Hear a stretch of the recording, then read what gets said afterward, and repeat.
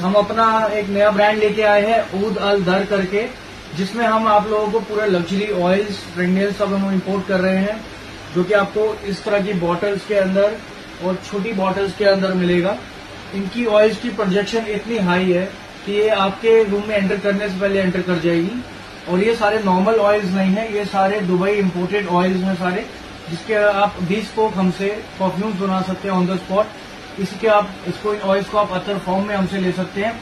और ये सारे इंस्पायर्ड वर्जन्स नहीं है, ये हम उसी जगह से लिया है जहां से बड़े बड़े ब्रांड्स जो है ऑयल्स लेते हैं और उनके परफ्यूम्स बनाते हैं। हम ब्रांड्स का नाम तो नहीं ले सकते, बट अल्ट्रा लग्जरी फ्रेगनेंस हम आप लोगों के लिए लेके आए हैं और अल्ट्रा लग्जरी बॉटल में लेके आए हैं।